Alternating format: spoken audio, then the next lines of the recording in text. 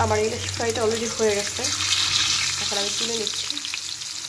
এই যে কোনোরকম হয়ে যায়, তো এই কারণে এই যে আমার ইলিশ অলরেডি ভাজা ডান। এখন হলো গিয়ে আমি আসসালামু আলাইকুম রহমতুল্লাহ। ঈদ মোবারক, ঈদ মোবারক, ঈদ মোবারক। সবাইকে পবিত্র ঈদ উল আজহার শুভেচ্ছা জানাচ্ছি। আজকে আমাদের হলো গিয়ে ঈদের রান্নাবান্নার আয়োজন। আসলে দেশ থেকে আসলাম মাত্র 3 দিন হলো, আর এসেই হলো গিয়ে ঠান্ডা জ্বরে পেয়ে গেছে আমাকে, তো এই কারণে ভয়ে জেগে অবস্থা। তো যাই হোক, কার ঈদ কেমন কাটতেছে সেটা কিন্তু অবশ্যই আমাদের সাথে শেয়ার করবেন। আর আলহামদুলিল্লাহ আমাদের ঈদ খুব ভালো যাচ্ছে। আর এখন হলো ঈদের সকাল ইতালিতে। তো এখন আজকে হলো গিয়ে যেহেতু শরীরটা অসুস্থ, তো এই কারণে এক্সট্রা কোনো আয়োজন করব না। আজকে হলো গিয়ে একদম সহজ রান্না, সেটা হলো গিয়ে বিরিয়ানি রান্না করব আজকে। তো এই কারণে হলো গিয়ে আমি আজকে হলো গিয়ে সব কাটা মশলা ব্যবহার করব। তো এই কারণে সব ধরনের গোটা মশলা দিয়ে দিলাম, তেজপাতা, লবঙ্গ, দারচিনি ও এলাচ দিয়ে দিলাম। আর এখন হলো গিয়ে কাটা পেঁয়াজ আর রসুনটা অ্যাড করে দিলাম। আসলে দেখা গেলো মাঝে মাঝে যখন তেমন কিছু ইচ্ছা করে না বা দেখা গেলো সময় কম থাকে, তখন আসলে আমি এভাবে কাটা মশলাটাই ব্যবহার করি। অবশ্য আমরা যারা বাটা মশলা খেয়ে অভ্যস্ত তারা অবশ্য বলবেন যে এটা কেমন হয়, তবে আসলে এটা কোনো ব্যাপার না।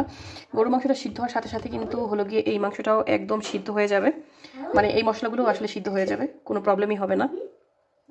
আমি এখন হলুদের গুঁড়ো আর এটা হলো জিরার গুঁড়ো আর ধনিয়ার গুঁড়োটা অ্যাড করে দিচ্ছি, কারণ আমি একটু অল্প অল্প করেই দিচ্ছি মশলাগুলো, কারণ যেহেতু হলো গিয়ে আমার মাংসের মধ্যেও মানে বিরিয়ানির মধ্যেও মশলা থাকবে, তো এই কারণে শুধুমাত্র আমি মাংসের পরিমাণ অনুযায়ী হলো গিয়ে মশলাগুলো অ্যাড করে দিচ্ছি। আর এখন দিয়ে দিলাম তেলগুলো, মানে তেল। এখন হলো গিয়ে আমি এটাকে খুব সুন্দরভাবে মাখিয়ে নিব। আসলে মনটা একদমই খারাপ, এর কারণ হলো গিয়ে দেশ থেকে আসলাম মাত্র কয়েকদিন হয়, মানে 3 দিন।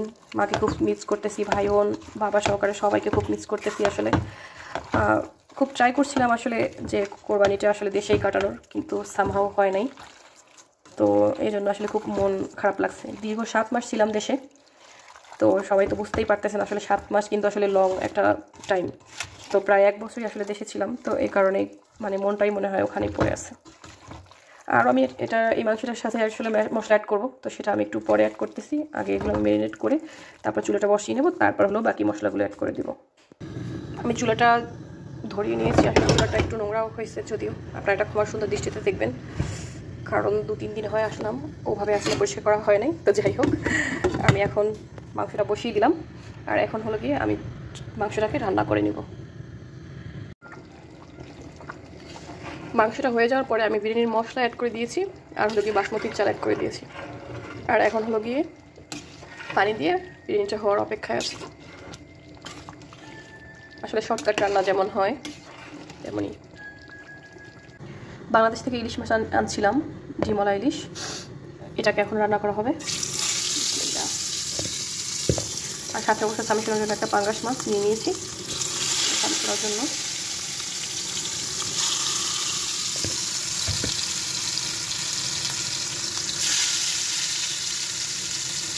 মাছগুলো সবগুলোই হলো গিয়ে মায়ের হাতের ছোঁয়া আছে, মা এগুলো সবগুলো একদম রেডি করে নিয়েছি। আর আজকে হলো গিয়ে ইলিশ মাছ দিয়ে এই যে লতি আর তো বিরিয়ানি তো আছেই, এইটা রান্না করে রাখতেছি রাতের জন্য। ইলিশ মাছ দিয়ে লতি কম্বিনেশনটা আসলে অনেক ভালো লাগে, আর লতিটাকেও আমি বাংলাদেশ থেকে নিয়ে রাখছিলাম, সেই কারণে এটাও রান্না করে নিচ্ছি। ইলিশ মাছটাকে বেশি ভাজবো না, হালকা ভাজবো।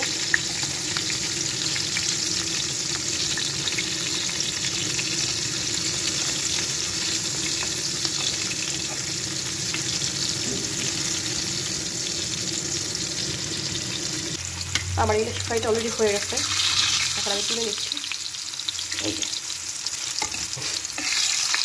আসলে ঠান্ডায় এমন অবস্থা হয়ে গেছে, যা কি আর বলবো, অনেক অবস্থা খারাপ।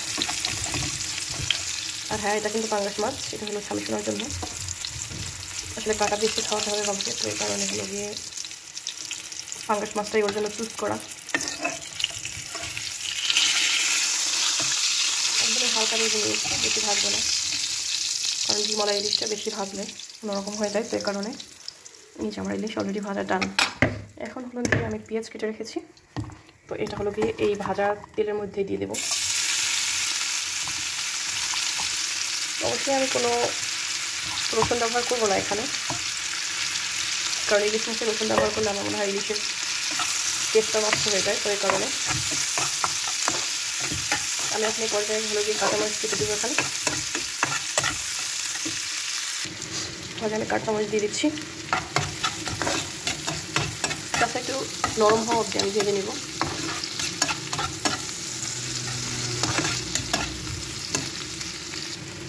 পর্যায়ে আমি একটু হলুদের গুঁড়ো অ্যাড করে দিচ্ছি।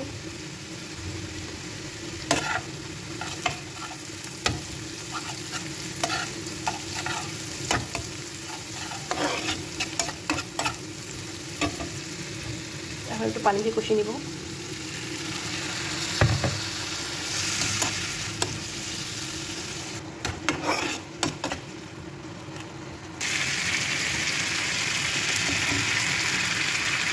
আমার হলো গিয়ে মশলাটা কতটা শেষ। এখন আমি টমেটো আর লতিটাকে দিয়ে খুব সুন্দরভাবে একটু কষিয়ে নেব। আসলে এখানে আমি সব রান্নায় টমেটোকে ব্যবহার করি, কারণ রান্নার কালার এবং টেস্ট দুটোই ভালো লাগে। এই কারণে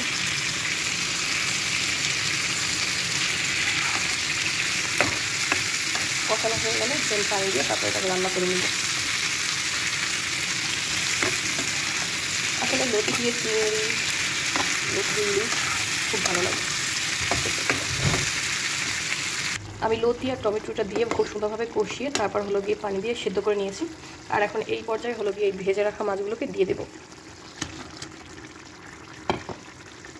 কারণ এখন যতটুকু মানে পানি আছে ততটুকু মাছটাও সিদ্ধ হয়ে যাবে প্রপারভাবে, আর ইলিশ মাছের ইয়াটাও বের হয়ে যাবে লতির গায়ে। টমেটো এখন দিয়ে নিই, পরে আবার উল্টে দেবো।